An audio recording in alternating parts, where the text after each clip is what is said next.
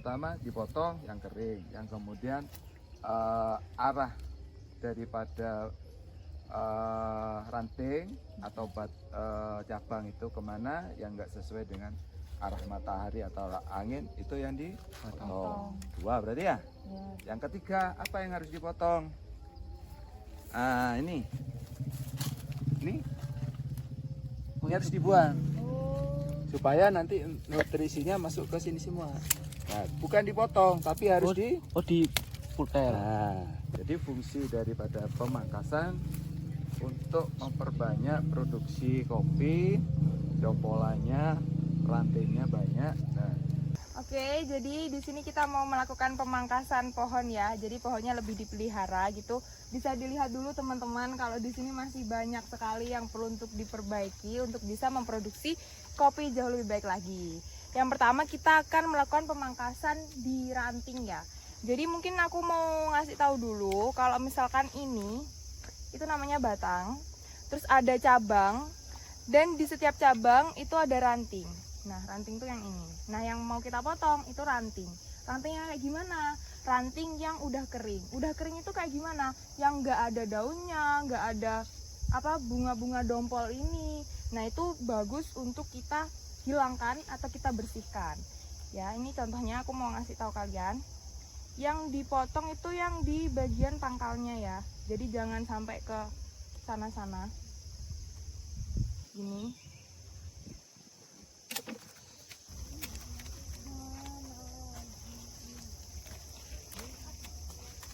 Sumber dari bawah langsung. tunggu 4 tahun baru berbuah.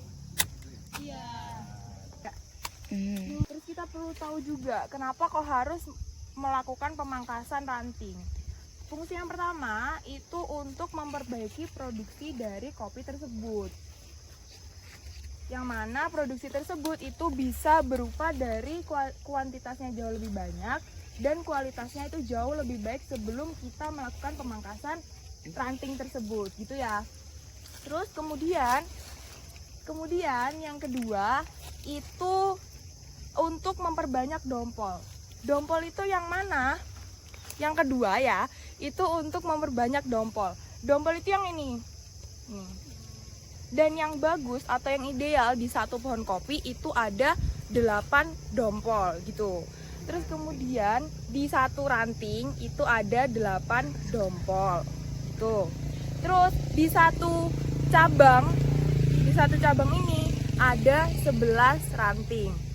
Gitu ya. Bisa dipahami semuanya? Bisa. Kalau udah bisa dipahami, sekarang kita beralih ke step selanjutnya, itu menghilangkan atau membersihkan benalu atau tumbuhan yang mengganggu pohon kopi. Yaitu yang pertama ini. Dan ini kalau membersihkan itu nggak boleh dipotong menggunakan ini gunting ya, dipangkas tuh nggak boleh. Jadi langsung diginikan.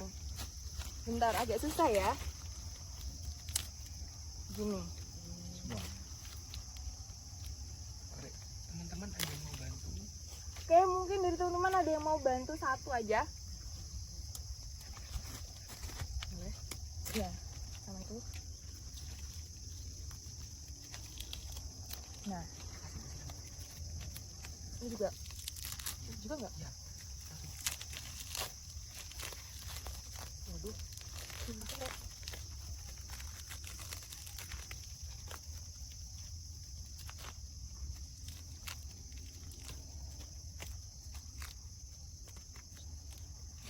Oke, jadi ini udah keadaan bersih ya, nggak ada tumbuhan-tumbuhan yang mengganggu pohon kopi. Nah, tujuannya kenapa kok kita nggak boleh memotong menggunakan ini dan harus dipotong menggunakan tangan langsung atau dipotek?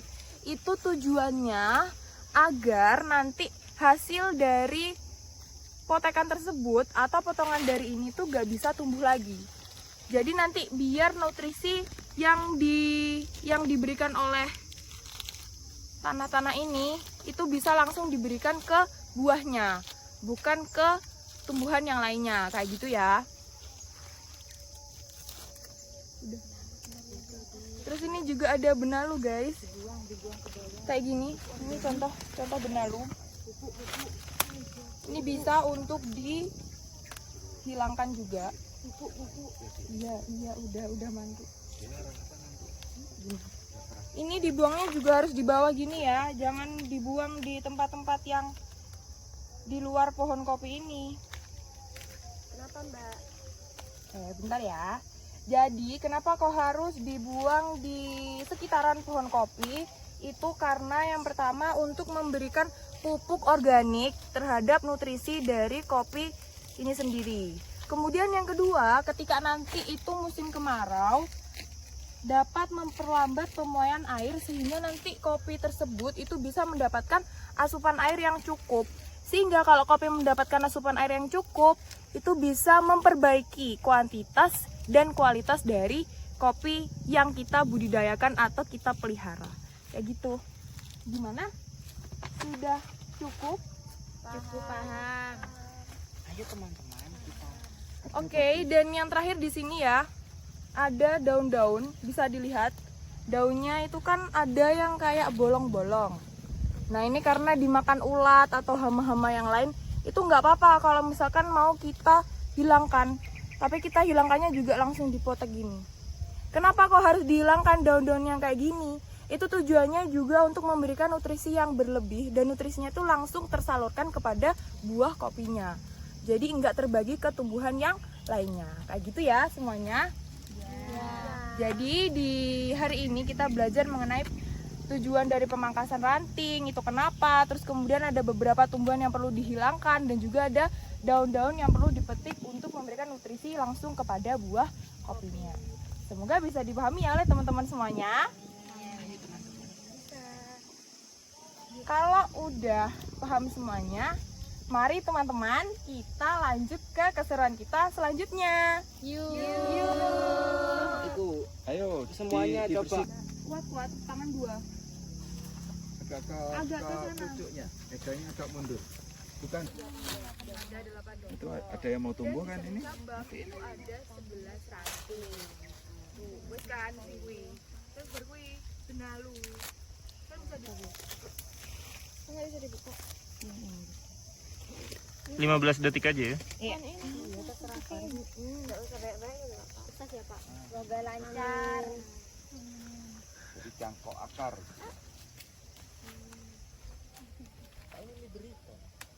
Arabica.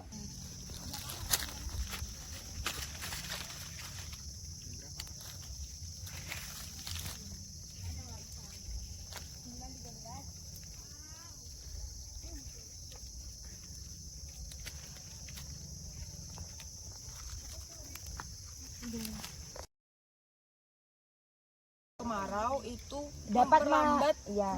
Bisa. Di sini. Ih, kayak semut.